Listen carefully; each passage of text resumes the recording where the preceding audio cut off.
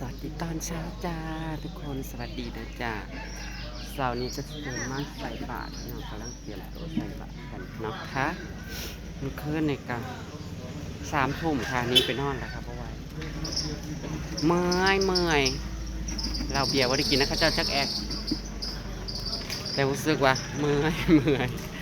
ข้าเจ้าก็เลิกกันกระเที่ยงคืนแล้วพี่น้องมันคือที่จริงนะมอล่ำกับห้าวนะม่วนนะแต่ว่าจะของเนี่ยมันบ่ม่วนน้ำเขาแต่เต้นนะครับยกพักหนึ่ง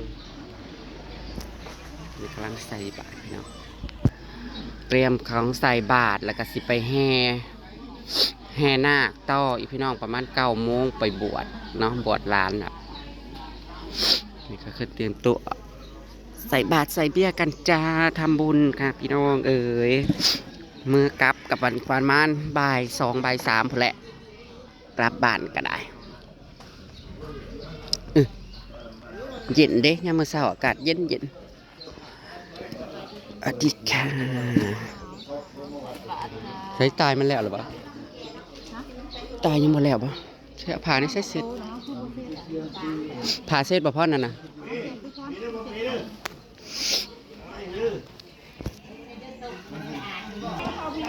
กำลังใส่บาตรพี่น้องเลยทำบุญใส่บาตรตอนเช้าสวยมากเลยกันไปบวชนาคแห่นาคต่อพี่น้องบวชนาค2 องค์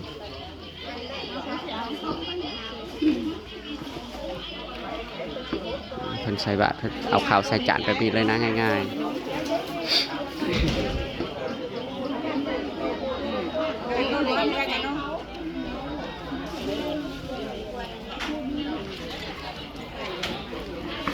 ของใส่บาตรค่ะง่ายๆเอาไปใส่ก่อน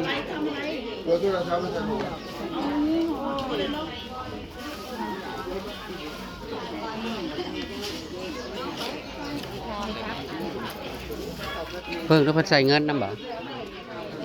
ใส่ทุกบาทเหรอบ่เด้เดี๋ยวคือบ่เห็นเพิ่นใส่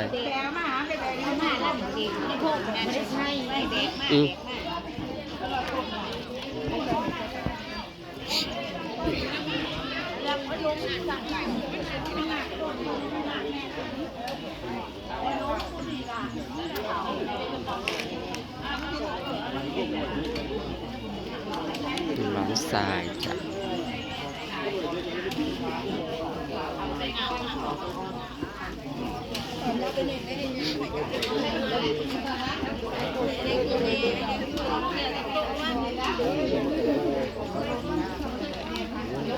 มีกระดาษ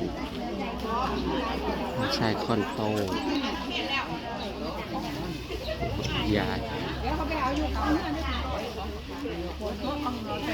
หันหน้ามาหน่อยถ่ายรูปกันโอเคมาแล้ว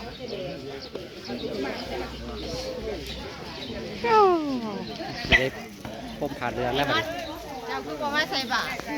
ไปใส่ก้อนมูเจ้าของเรือนนั่นใช่รถถ้าเจ้าบริเวณนั้นถ้าเจ้าใส่รถท่านห้าต้องเจ้าของบ้านใส่ก่อนอันนี้ใครใส่ก็ได้นี่มันสวย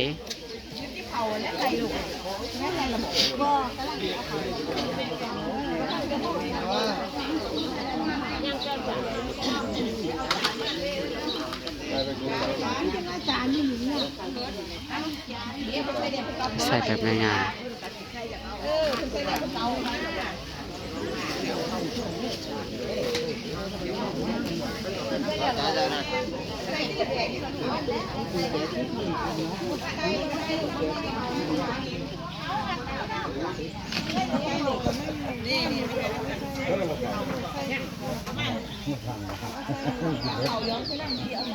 ดีดิเก่าไม่ใช่บาท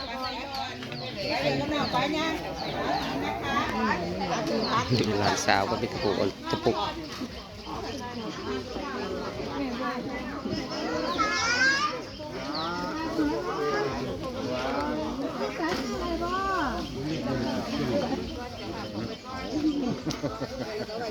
หูบุกหมัดที่ดีแม่เดี๋ยวมามาเกิน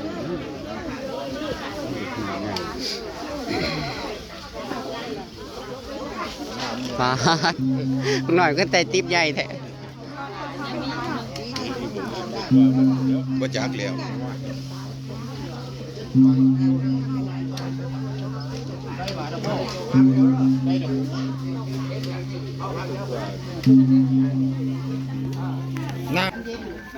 น้ำ มันหนาวนะเอาไม่ใส่จับน้ำแข็งกับจับหยางแน่เลย สบายดีพี่น้องใส่บาตร จับหยางแน่เลยยกเอาเด้อยกเอาเด้อ จากบ้านยามมื้อเช้า โอ้โหจะข่าวป่วยก็จับเอา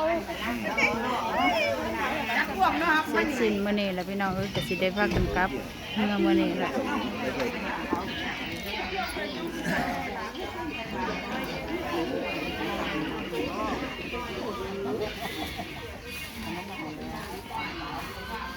เมื่อขึ้นมาแล้วเนาะรถไฟได้แล้วเนี่ยมา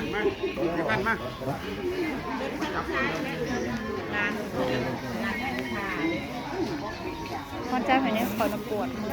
ขอกดแล้วนะจับทาง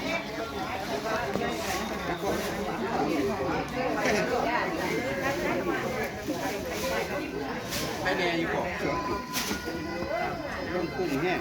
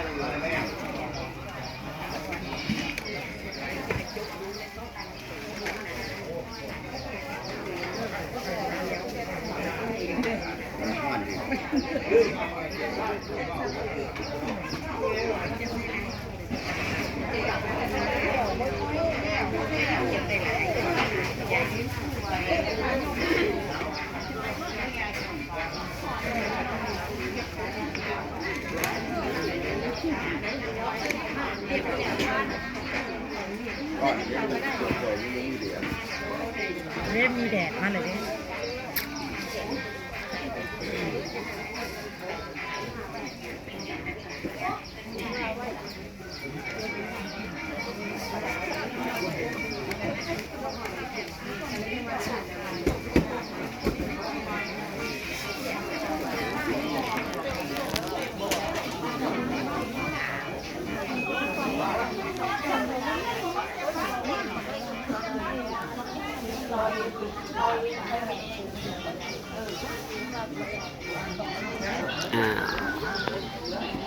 ใส่บาทก็เรียบร้อยพี่น้องจะเป็นรับพรจะนั่งอยู่นี่บ่นั่งรับพรอยู่นี่บ่หรือว่าไปทางไหนนั่งอยู่นี่ก็ได้นะอากาศยามเช้าเย็นๆพี่น้องขนาดบ่ได้ลมแห้งนะแต่บ่ให้มันเย็นอากาศใส่บาทเรียบร้อยแล้วแต่ตอนนี้กำลังจะรอหยาดน้ำเนาะนาคเล่นน้ำแต่เศร้าเลยกันหนาวแต่ว่า ยังไหวอยู่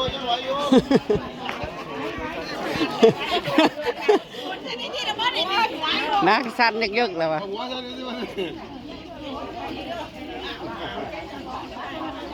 น้ำแข็งใส่บ่น้ำแข็งใส่บ่ อย่าเฝ้าพะโล้อย่าเฝ้าพะโล้มันเรียกพะโล้เอาแล้วนะเอาหัวมาถ่ายเอาได้มาทำผิดกันนะ เนี่ย เปลี่ยนดีกว่าละบาทดีผาเพิ่นก็มีผาใหม่ตัวนอกเปลี่ยนไม่เราไม่จังตัวนี้เจ้าเจ้าการพัดเย็น สู่ใส่กระแบงมาโหดฟังนี่นั่นเนตี้ไปต่อทางเดี๋ยวมันก็บ่แล้วง่ายแล้วเนาะเลี้ยงผาไปเด้อที่ใส่ผาโคตรเพิ่นเตรียมแล้วผาเตรียมไว้โอ้พี่ฟังซ้ำสูง ขนาดแดดออกเลยยังบ่อุ่นอยู่ด้วยนี่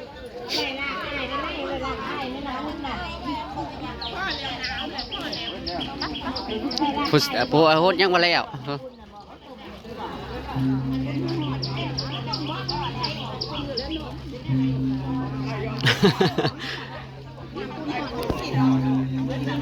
เช่นพี่น้องเดี๋ยวที่ตามคลิปหน้าตอนไปแห่นาคไปแห่บวชต่อกันแล้วกันเนาะ